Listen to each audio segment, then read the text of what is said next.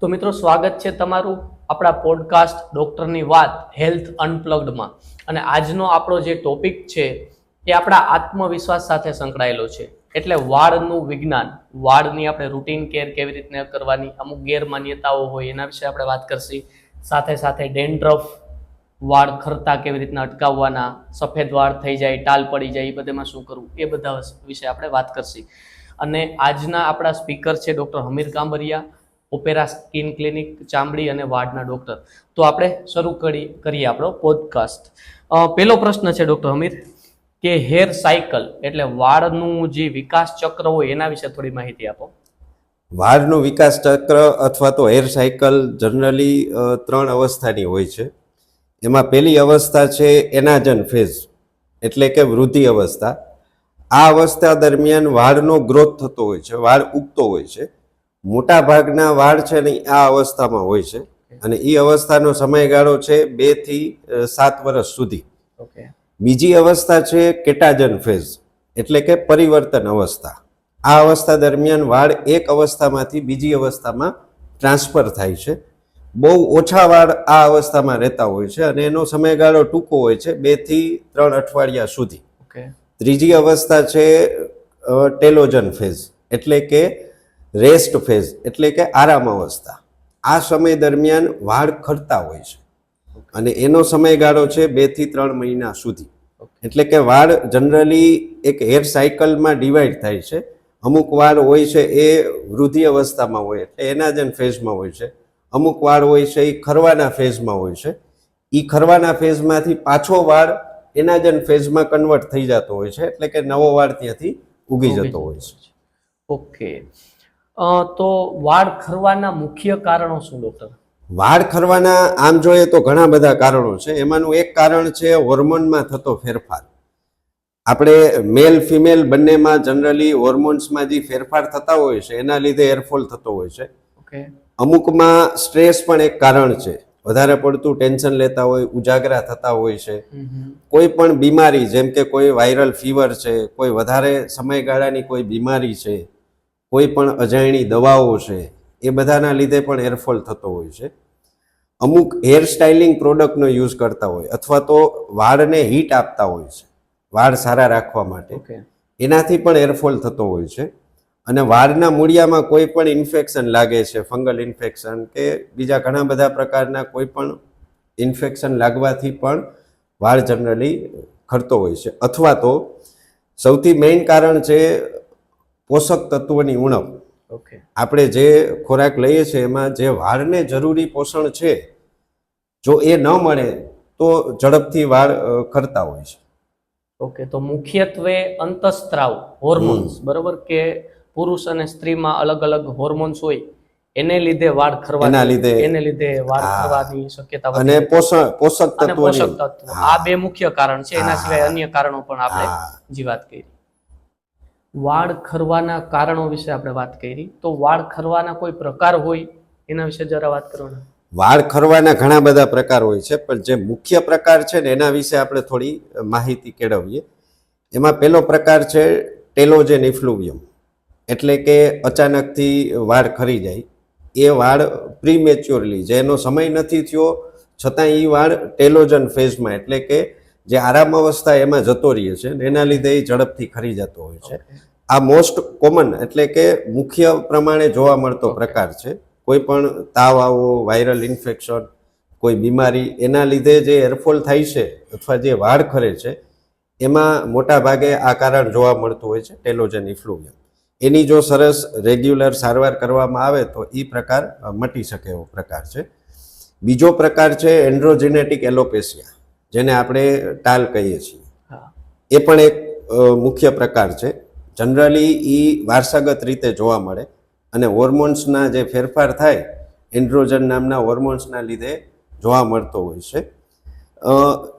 જે મેલ વ્યક્તિઓ હોય છે, પુરુષમાં એ જનરલી સાઈડમાંથી વાળ છે એ ધીરે ધીરે પાછળ જતા હોય, એની હેરલાઇન પાછળ જતી હોય છે અને એના 7 ગ્રેડ હોય છે. 1 થી 7 ગ્રેડમાં એને વિભાજિત કરવામાં આવે છે. જો ત્રીજા અથવા ચોથા ગ્રેડમાં ટાલ હોય ને અને એની પ્રોપર સારવાર કરવામાં આવે તો એ અટકાવી શકાય છે અથવા તો એની પ્રોગ્રેસ છે એ સ્લો કરી શકાય છે. ત્રીજો પ્રકાર છે એનાજેન ઇફ્લુવિયમ, એટલે કે વાળ જે વૃદ્ધિ અવસ્થામાં હોય છે ને ત્યાંથી જ ખરી જાય છે. ઓકે આ પ્રકાર મોટા ભાગે કેન્સરના દર્દીઓમાં કે જે કીમોથેરાપી અને રેડિયોથેરાપી ઉપર હોય છે એમાં જોવા મળે છે. ઓકે ચોથો પ્રકાર છે એલોપેસી એરિયાટા, એટલે કે ઉંદરી, ઓકે જેમાં માથામાં નાના નાના નાના ખાંચા જોવા મળે કે જેમાં વાળ જતા રહે છે. આ કન્ડિશન એક ઓટો ઇમ્યુન બીમારી છે, જેમાં આપણી રોગપ્રતિકારક શક્તિ જ્યારે ચેન્જ થાય અથવા ડાઉન થાય ને તો આપણી શક્તિ જ આપણી સામે રોગ પેદા કરે છે, જેમાં એલોપેસી એરિયાટા જોવા મળે છે. પાંચમો પ્રકાર છે ટ્રાઇકોટિલોમેનિયા, એટલે કે અમુક માનસિક દર્દીઓ હોય છે કે જેને વાળ ખેંચવાની આદત હોય છે. એ વાળ ખેંચે એના લીધે એટલા એરિયામાં વાળ જતા રહેતા હોય છે. છઠ્ઠો પ્રકાર છે ટ્રેક્શન એલોપેશિયા, જે મોટા ભાગને આપણી બહેનોમાં જોવા મળે છે. આપણી બહેનો મોટા ભાગે અંબોળો વાળતી હોય છે.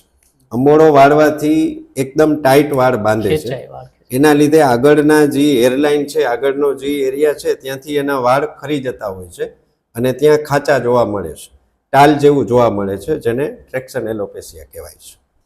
એટલે પ્રકારમાં જો આપણે શરૂઆતનો ત્રીજા કે ચોથું સ્ટેજ હોય એમાં આપણે સારવાર કરી હોય તો વધારે સારું રિઝલ્ટ મળી શકે એવું કહી શકાય. હા, ટાલમાં ખાસ કરીને તમે ત્રીજા ચોથા ગ્રેડમાં છો અને તમે પ્રોપર ડૉક્ટરની સલાહ મુજબ સારવાર ચાલુ કરો છો તો રિઝલ્ટ પણ મળે છે ને એ તમારી પ્રોગ્રેસ છે એ સ્લો થઈ જાય છે. આમ તો તમે વાત કરી તો એકવાર કહી દો ને કે ભાઈ અચાનક વાળ ખરે એના શું કારણ એમ? અચાનક એરફોલ થાય ને, જે આપણે પ્રકારની વાતચીત કરી ને એમાં પહેલો પ્રકાર ટેલોજેન ઇફ્લુવિયમ, જેમાં અચાનકથી એરફોલ થતો હોય છે. આપણે હમણાં થોડા વર્ષો પહેલા કોરોના કાળ હતો, હા કોરોના કાળ ગયો અથવા તો કોરોના જેને પણ થયો, જે પણ દર્દીને, એના 1 કે 2 મહિનાની અંદર અચાનક એરફોલના દર્દીઓ વધવા લાગ્યા હતા. એનું કારણ શું? તો કે એના વાળ કોરોનાના હિસાબે જે આરામ અવસ્થા છે એમાં જતા રહ્યા છે મોટા ભાગના વાળ, અને એ અચાનકથી ખરી જાય છે, જેને ટેલોજેન ઇફ્લુવિયમ કહેવામાં આવે છે. જો એની પ્રોપર સારવાર કરવામાં આવે વહેલી તકે તો એ સરસ રીતે મટી શકે. એટલે કોઈ પણ માંદગી હોય તો વાળ ખરી શકે એવું Yes, તમે yes. કહેવા માંગો? હા. અચાનક વાળ ખરી શકે હા. એવું કહી શકાય. માંદગીમાંથી બહાર આવ્યા આવ્યા પછી પછી વાળ ખરતા વાળ હોય છે. ખરતા હોય છે. Okay okay. તો ઘણીવાર કેવું હોય ડૉક્ટર કે આપણે જોઈએ તો ઘણા વાળ ખરેલા હોય, ખાસ કરીને નાઈને આપણે બહાર નીકળીએ ત્યારે, અને ઘણીવાર આપણે જોઈએ તો વાળ પડ્યા હોય. તો આમ દરરોજ કેટલા વાળ ખરે તો આપણે એવું ગણવું કે આ નોર્મલ છે, આમાં આપણે ગભરાવા જેવું નથી, તો એમાં શું કહેશો? આપણે વાળની વિકાસ ચક્ર અથવા વૃદ્ધિ અવસ્થા વિશે જે વાત કરી એ પ્રમાણે રોજના 50 થી 100 વાળ ખરે ને એ નોર્મલ કહેવાય. ઓકે 50 થી 100 વાળ ખરે છે કે નહીં એ આપણે કાઉન્ટ તો કરવાના નથી, ગણવાના તો નથી. તો આપણે કઈ રીતે ખબર પડે કે ભાઈ 50 થી 100 ખરે છે કે એનાથી વધારે ખરે છે? તો એના માટે એક ધારો કે તમારા વાળ છે એને આંગળાથી પકડી અને ખેંચવાના. ઓકે જો તમે આમ ખેંચો છો ને તમારા હાથમાં વાળ આવે છે હા તો એ કહી શકાય કે વધારે પડતો હેરફોલ છે. Okay. અને જો વાળ નથી આવતા તો એ નોર્મલ 50 થી 100 ની અંદર ખરે છે એવું કહી શકાય. ઓકે. ડૉક્ટર સર, હવે આપણે ઘણીવાર સાંભળતા હોઈએ કે ડેન્ડ્રફ બહુ વધારે છે, અમુક લોકોને ડેન્ડ્રફ આમ જોઈએ તો આમ દૂરથી દેખાતું હોય, તો આ ડેન્ડ્રફ થવાના મુખ્ય કારણો ક્યાં ક્યાં છે? ડેન્ડ્રફ એટલે ડૉક્ટર ખોડો જનરલી અમુકને શિયાળામાં વધારે ખોડો જોવા મળે. શિયાળો ઋતુ ચાલુ થાય ને એટલે એને ડેન્ડ્રફ જોવા મળતો હોય છે. ઓકે એ થવાનું કારણ સૂકી ત્વચા, જેની ત્વચા સૂકી હોય ને એને શિયાળામાં વધારે ડેન્ડ્રફ થતું હોય છે. અમુકની ત્વચા ઓઇલી હોય છે, ઓઇલી ત્વચાવાળા વ્યક્તિને 12 માસ ડેન્ડ્રફ રહેતો હોય છે. અને અમુકને વાળના જે મૂળિયા હોય છે તેમાં ફંગલ ઇન્ફેક્શન લાગતું હોય છે, ઓકે તેના લીધે ડેન્ડ્રફ જોવા મળે. અમુક લોકો હેર સ્ટાઇલિંગ પ્રોડક્ટનો યુઝ કરતા હોય અથવા કોઈ કેમિકલવાળી પ્રોડક્ટ યુઝ કરતા હોય તો એના લીધે પણ એ પ્રોડક્ટ ત્યાં જમા થતી હોય છે, એના લીધે પણ ડેન્ડ્રફ જોવા મળે છે. અમુકને જેને ઓઇલી સ્કાલ્પ હોય છે ને એ કન્ડિશનને સેબોરિયા કહેવામાં આવે. સેબોરિયા મતલબ કે તમારા વાળની સાથે તેલ ગ્રંથિ હોય છે જે કન્ટિન્યુ તેલ ઉત્પન્ન કરે છે, અને એ તેલ ઉત્પન્ન થઈ અને જે આપણી વાળની જે સ્કાલ્પની જે ત્વચા છે એમાં જમા થતું હોય છે, અને એને 12 માસ ડેન્ડ્રફ રહેતો હોય છે. ઓકે. તો તમે ડેન્ડ્રફ થવાના ઘણા કારણો આપ્યા કે ખોડો ડ્રાય સ્કિનમાં થતો હોય છે, ઓઇલી સ્કિનમાં થતો હોય, કેમિકલથી થતો હોય છે. તો આ ડેન્ડ્રફ ના થાય એના માટે આપણે શું કાળજી રાખવી જોઈએ? જો તમારી ઓઇલી ત્વચા હોય છે અને તમને બારેમાસ ડેન્ડ્રફ રહે છે તો એવા વ્યક્તિએ તેલ નાખવાનું ટાળવું જોઈએ. માથામાં તેલ ના નાખવું જોઈએ. એની ત્વચા જ ઓઇલી છે તો એ તેલ નાખશે તો વધારે ઓઇલ જમા થશે, એટલે એવા વ્યક્તિએ તેલ ના નાખવું જોઈએ. બીજા નંબરે કીટોકોનાઝોલ બેઝ શેમ્પુ, અત્યારે માર્કેટમાં ઘણા બધા શેમ્પુ આવે છે, એમાંથી કીટોકોનાઝોલ વાળું શેમ્પુ આવે છે જેનો અઠવાડિયામાં 1 થી 2 વાર ઉપયોગ કરવો જોઈએ કે જેનાથી ડેન્ડ્રફ અટકી જતો હોય છે. અથવા કોઈ પણ ફંગલ ઇન્ફેક્શન થયું છે વાળના મૂળિયામાં કે કાંઈ પણ, તો એની પ્રોપર સરસ ડૉક્ટર પાસે બતાવી સારવાર કરી અને એનું નિરાકરણ કાઢવું જોઈએ. અને બને ત્યાં સુધી કોઈ હેર સ્ટાઇલિંગ પ્રોડક્ટ અથવા કોઈ કેમિકલવાળી પ્રોડક્ટ એમનેમ જાતે ન વાપરવી જોઈએ. ઓકે, તો આ જે ખોડો છે એ ડૉક્ટરને બતાવીને કયા કારણથી થાય છે એ તપાસીને પછી એની કેર કરવામાં આવે છે? હા, જો સામાન્ય ખોડો હોય તો તમે કીટોકોનાઝોલ બેઝ શેમ્પુ વાપરો તો એ જતો રહે છે. પણ હકીકતમાં વધારે પડતો ખોડો છે અથવા તો હકીકતમાં કોઈ ઇન્ફેક્શન દેખાય છે વાળમાં, તો એની સરસ પ્રોપર સારવાર કરાવવી જોઈએ અને ડૉક્ટરને બતાવી અને સાહેબ સલાહ આપે એ રીતે આગળ વધવું જોઈએ. ઓકે, હવે વાળની સાર સંભાળ એટલે કે હેર કેર માટે ઘણા બધા મિથ હોય છે કે આમ હેરનું ધ્યાન રાખવાનું, આમ ધ્યાન રાખવાનું. તો હેરનું આપણે સાયન્ટિફિક રીતે કઈ રીતે આપણે સાર સંભાળ રાખવાની હોય છે? હેર કેર રૂટીનમાં આપણે બધા જનરલી યુઝ કરતા હોય એમાં શું શું યુઝ કરવું જોઈએ એના વિશે આપણે થોડી ચર્ચા કરીએ.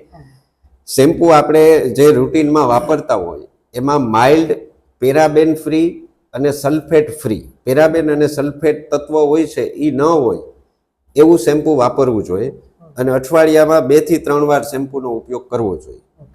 બીજા નંબરે કન્ડિશનર કોઈ પણ કંપનીનું સારું કન્ડિશનર વાપરી શકાય, પણ અઠવાડિયે 1 વાર કન્ડિશનર વાપરવું જોઈએ. તેલ નાખતા હોય છે માથામાં તો એમાં કોકોનટ ઓઇલ એટલે ટોપરાનું તેલ, કોકોનટ ઓઇલનો ઉપયોગ કરવો જોઈએ અને અઠવાડિયામાં 1 થી 2 વાર તેલ નાખવું જોઈએ. અને બીજા નંબરે વાળના જે હેર કેર રૂટીન છે એમાં સૌથી મહત્વનો પોઈન્ટ છે ખોરાક. તમારો જો ખોરાક સારો હશે તો તમારી વાળની જે વિકાસ ચક્ર છે એ પણ સારું રહેશે અને વાળ પણ તંદુરસ્ત રહેશે. ખોરાકમાં generally iron, folic acid, protein, B12, calcium યુક્ત ખોરાક લેવો જોઈએ. એ શેમાંથી મળે છે તો કે દૂધમાંથી, કેળા, ખજૂર, અખરોટ, કાજુ બદામ, ફણગાવેલા કઠોળ, લીલા શાકભાજી, ફળ ફ્રૂટ, આ બધું ખોરાકમાં જનરલી લેવું જોઈએ. ટૂંકમાં પ્રોટીન, સારા પ્રોટીન અને માઇક્રોન્યુટ્રિયન્ટ જે પ્રોપર હોય છે એ આપણે ખોરાક લેવો જોઈએ. હવે ઘણીવાર એવું કહેતા હોય છે કે આપણે વાળમાં તેલ નાખીએ તો સારું, ઘણીવાર એમ કે તેલ ના નાખીએ તો સારું. તો તમે આ જે પહેલાં શેમ્પૂનું કીધું, પછી કન્ડિશનરનું કીધું, પછી તેલનું કીધું, તો હેરના કેર માટે આપણે કયું ઓઇલ યુઝ કરી શકીએ અને ઓઇલ યુઝ કરી શકીએ કે ના કરી શકીએ એ થોડુંક ડિટેલમાં સમજાવો. જનરલી જેનું સ્કાલ્પ ઓઇલી હોય અથવા જેની તેલી ત્વચા હોય છે એને હેર ઓઇલનો ઉપયોગ ના કરવો જોઈએ. તેલી ત્વચા નથી એ વ્યક્તિ હેર ઓઇલ વાપરી શકે. હેર ઓઇલમાં આપણે આગળ ચર્ચા થઈ એ પ્રમાણે કોપરેલનું તેલ, કોકોનટ ઓઇલ જે વર્ષોથી આપણે વાપરતા આવીએ છીએ, પેરાશૂટનું તેલ આવે છે જે એકદમ માઇલ્ડ આવે છે, સારું આવે છે, એનો ઉપયોગ કરવો જોઈએ.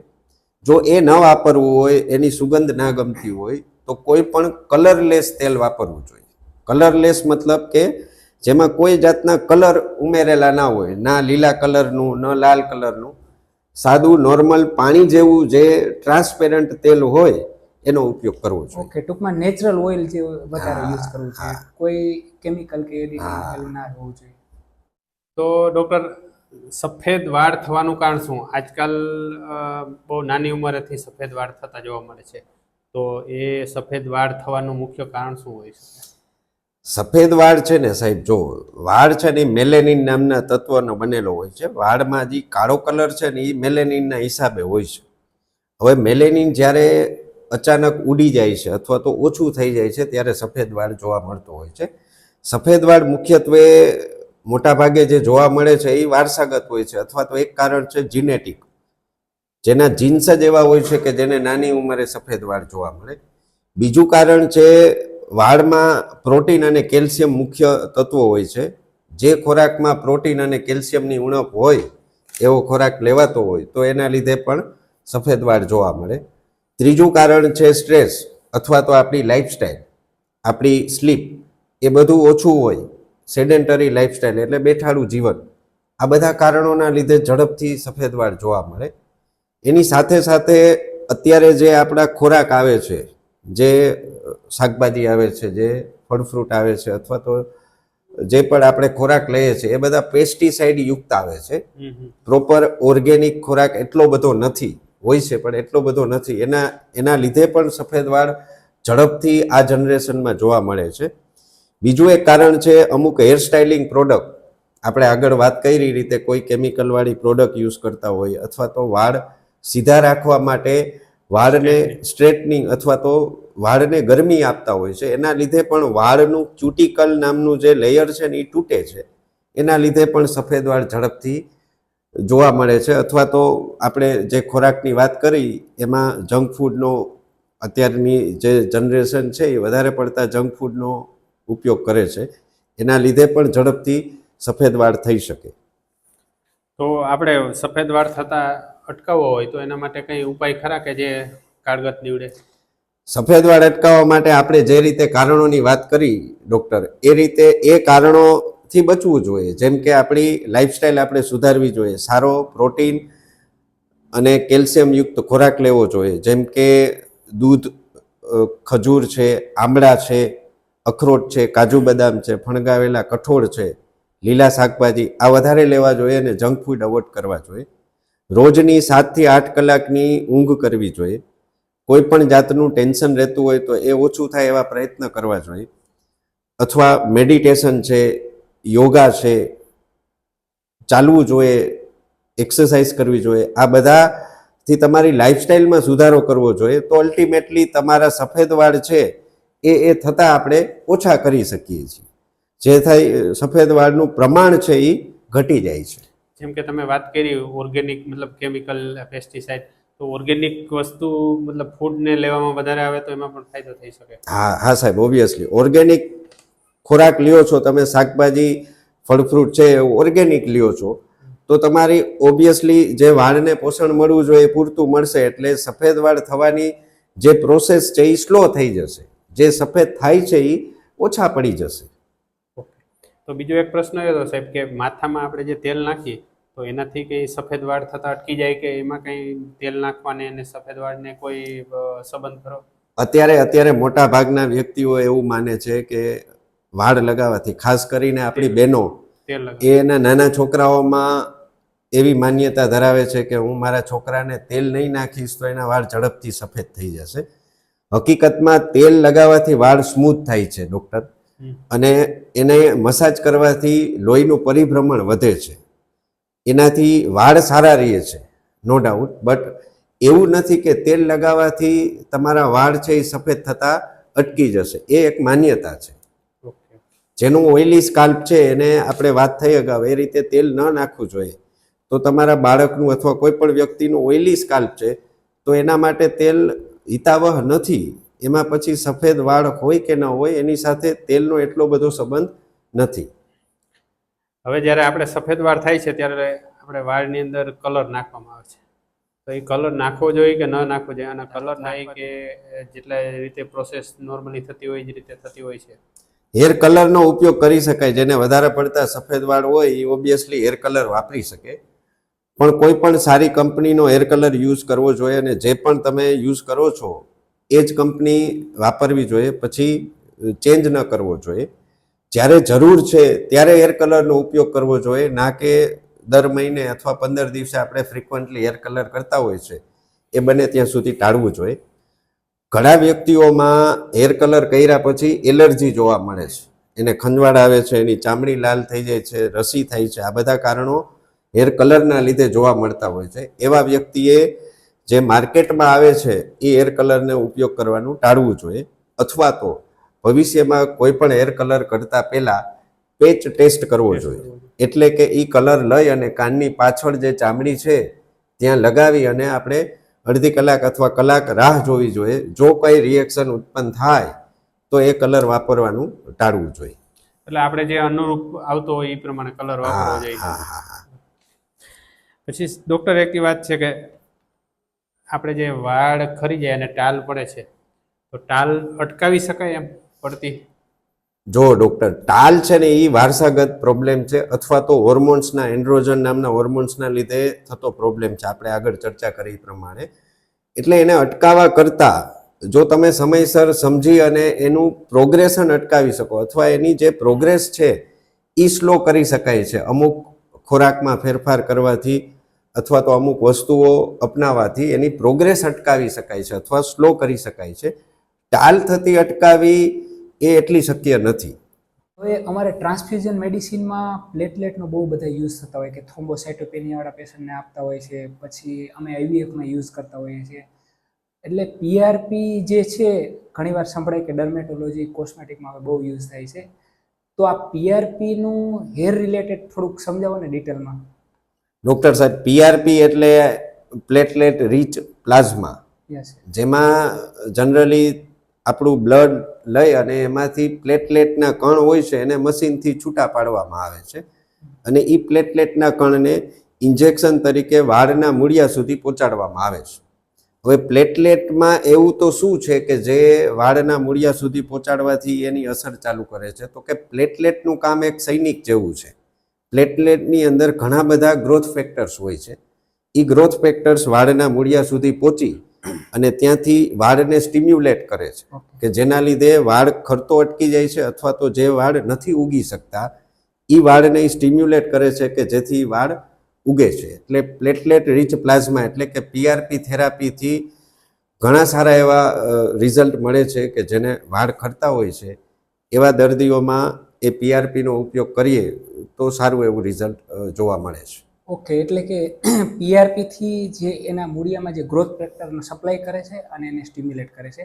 તો આવી જ રીતે સાહેબ જ્યારે આપણે હેરની સારવાર ચાલુ કરીએ તો કેટલા ટાઈમ પછી એની ટ્રીટમેન્ટ ચાલુ કર્યા પછી આપણે રિઝલ્ટ મળે છે? કેટલા સમય પછી ખબર પડે કે હવે રિઝલ્ટ મળવાની ચાલુ થાય છે?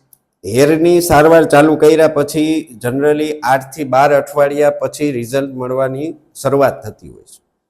અથવા આપણે એમ કહી શકીએ કે 1.5 થી 2 મહિના તમે સારવાર કરો ને ત્યાર પછી તમને રિઝલ્ટ મળવાનું ચાલુ થાય છે. અને જનરલી 3 થી 6 મહિના સુધી વાળની કોઈ પણ સમસ્યાની સારવાર ચાલતી હોય છે. એ સમય પછી એ સારવાર આપણે બંધ કરી શકીએ છીએ જ્યારે આપણો જે સમસ્યા છે એનું નિરાકરણ થઈ જાય પછી. ઓકે, હવે સાહેબ આપણે ઘણીવાર સાંભળતા હોય કે અને તમે પણ આ એડવાન્સ લેવલની ટ્રીટમેન્ટ કરતા હો કે હેર ટ્રાન્સપ્લાન્ટ એક થેરેપી છે. હવે જે હેર ટ્રાન્સપ્લાન્ટ છે એ કેટલીક સલામત અને સેફ છે? હેર ટ્રાન્સપ્લાન્ટ એકદમ સેફ પ્રોસિજર છે અથવા સલામત પ્રોસિજર છે.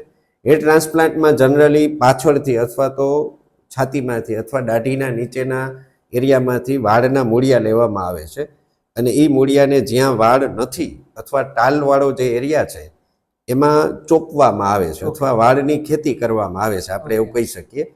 એ એકદમ સેફ પ્રોસિજર છે, પણ એના પહેલાં પ્રોપર એનું માર્કિંગ કરવાનું હોય છે અથવા એનું ગ્રેડિંગ કરવાનું હોય છે કે ટાલની સમસ્યા છે તો કયા ગ્રેડમાં છે અને હેરલાઇન છે એની ડિઝાઇન કરવાની હોય છે. ઓકે, એ હેરલાઇનની ડિઝાઇન થઈ ગયા પછી હેર ટ્રાન્સપ્લાન્ટની પ્રોસિજર કરવાની હોય છે. એ પહેલાં કોઈ પણ વ્યક્તિના આખા શરીરનું પ્રોપર બોડી ચેકઅપ કરી અને એ સારવારમાં આગળ વધવાનું હોય છે. જેમ કે હૃદયનું ચેકઅપ કરવાનું હોય છે, લોહીની તપાસ કરવાની હોય છે અથવા બીજી કોઈ પણ બીમારી હોય તો એની પણ પ્રોપર સલાહ લઈ કોઈ પણ ડૉક્ટરની અને એની પ્રોસિજર આગળ વધારવાની હોય છે. હેર ટ્રાન્સપ્લાન્ટ આમ તો સેફ છે જનરલી, બટ હેર ટ્રાન્સપ્લાન્ટ કર્યા પછી 2 કે 3 દિવસ સુધી માથામાં અને મોઢામાં સોજા આવતો હોય છે. ઓકે, એ હેર ટ્રાન્સપ્લાન્ટ કર્યા પછી જોવા મળે છે અને હેર ટ્રાન્સપ્લાન્ટના લીધે જ જોવા મળે છે. એ સોજા જનરલી 2 કે 3 દિવસની અંદર જતો રહે છે. આ સિવાય હેર ટ્રાન્સપ્લાન્ટની કોઈ સાઈડ ઇફેક્ટ નથી અને એ એકદમ સેફ પ્રોસિજર છે જો વ્યવસ્થિત રીતે ચેકઅપ કરી અને વ્યવસ્થિત ડૉક્ટરની સલાહ પ્રમાણે કરવામાં આવે તો. ઓકે, ખર્ચાળ પણ હોય છે અને શું કહેવાય કે થોડી સમય વધારે ભાગી લે એવી સારવાર છે. હવે હેર ટ્રાન્સપ્લાન્ટ ચાલુ કર્યા પછી 6 થી 8 કલાક અથવા 6 થી 10 કલાક, અમુકમાં 12 કલાકનો સમય પણ એ સારવાર ચાલતી હોય છે. પણ હેર ટ્રાન્સપ્લાન્ટના રિઝલ્ટ પણ બહુ સારા મળે છે. એટલે ઘણીવાર જોઈએ તો હેર ટ્રાન્સપ્લાન્ટ આમ નોર્મલ કરતાં પણ વધારે મળે છે.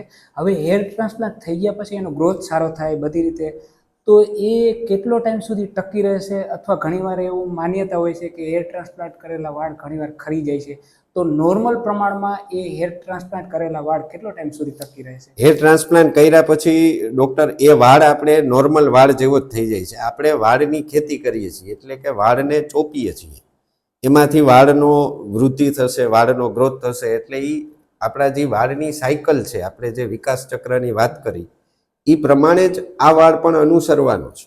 તો શરીરના બીજા ભાગમાંથી જે વાળ લીધેલો હોય એ પણ આ જે માથા ઉપર એ જ રીતે growth હા, કરતો હોય છે? એ જ રીતે એમાં કેવું હોય છે કે વાળનું ટ્રાન્સપ્લાન્ટ કર્યા પછી તમારા શરીરની અંદર જે વારસાગત પ્રોબ્લેમ છે, અથવા તો જે હોર્મોન્સનો પ્રોબ્લેમ છે, અથવા ખોરાકના લીધે કે વાતાવરણના લીધે, એ બધાની અસર આ વાળ ઉપર થવાની છે.